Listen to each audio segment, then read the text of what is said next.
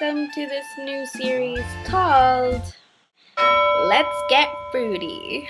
What these videos are going to be about is every episode we're going to deal with a really overused phrase or thing that people say, and we're going to delve into it a little bit more seriously per se.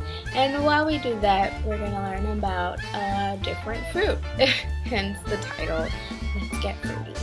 I would like for everyone to locate their exits along this page in case of emergencies, and in case you don't like this video, don't worry. You can always just click exit and leave at any time.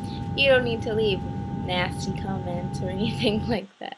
Having that said, let's get started. So the fruit of the month this month is tamarind,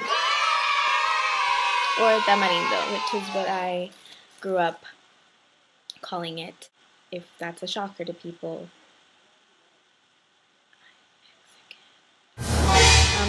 I googled my little friend here, and what I learned, let me get my glasses.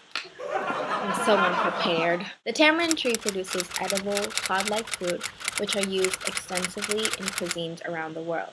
Tamarind is indigenous to tropical Africa, but has been cultivated for so long on the Indian subcontinent that it's sometimes also reported to be indigenous there. In the 16th century, it was heavily introduced to Mexico, and to a lesser degree to South America by Spanish and Portuguese colonists, to the degree that it became a staple ingredient in the region's cuisines. Today, India is the largest producer of tamarind. The consumption of tamarind is widespread due to the central role in the cuisine of the Indian subcontinent, Southeast Asia, South America, and particularly in Mexico. I would not have had the childhood that I had if it weren't for tamarindo. So, this is a very special fruit to me. That sounds so silly, but it's true. Okay, let's get started. So I'm going to start the peeling process.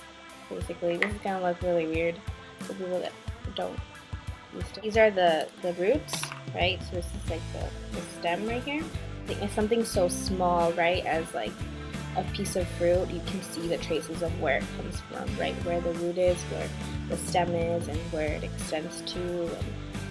And it's just, I thought it was cool. You don't have to think it's cool.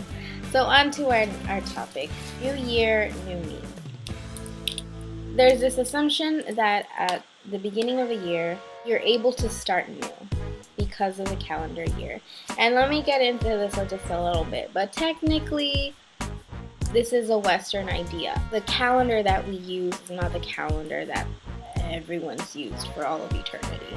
People have used different calendars, different systems, solar, according to the stars and the sun. But what does that mean, right? To say it's a new year and a new me. It's easier for us to remember the bad things that happen to us than the good things. Well, for example, I had a very rough year, and it's so easy because I think I say that I had a rough year, but in all honesty, I think I had a really great year.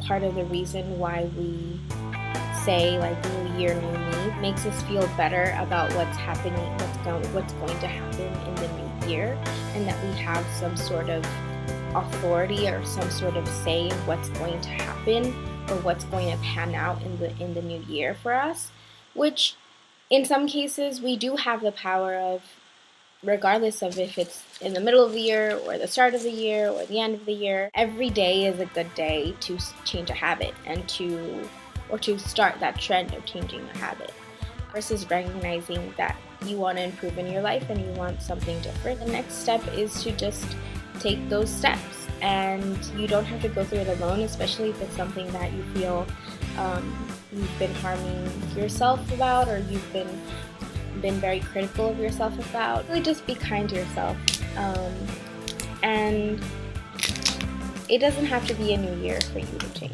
I was thinking of doing this video a few weeks ago, and I didn't. It didn't happen until the last of the month, which in my head still counts. But I'm okay with that because I know that I'm not perfect, and I know that at least I'm trying. You know what I mean? And really, the hardest critic out there that you're ever gonna have is yourself. It's up to you to make that difference. It's not up to other people. Don't rely on other people to make that happen for you.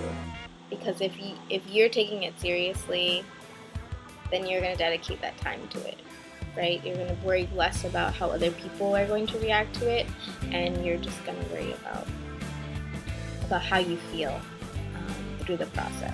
Just make sure that it's coming from you.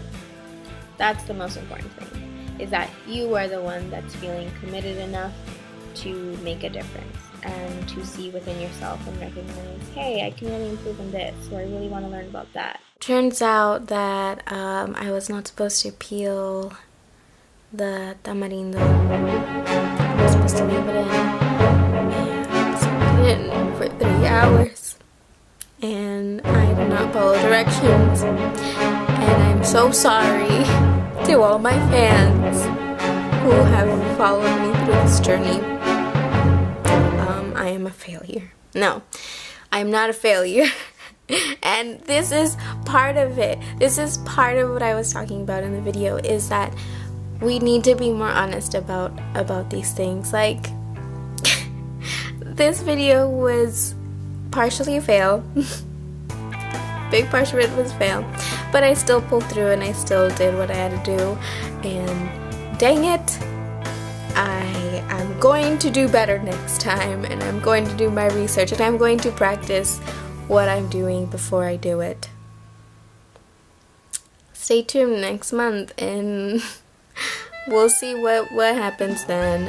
In the meantime, the best of luck to all of you. Thank you for watching and sticking through this.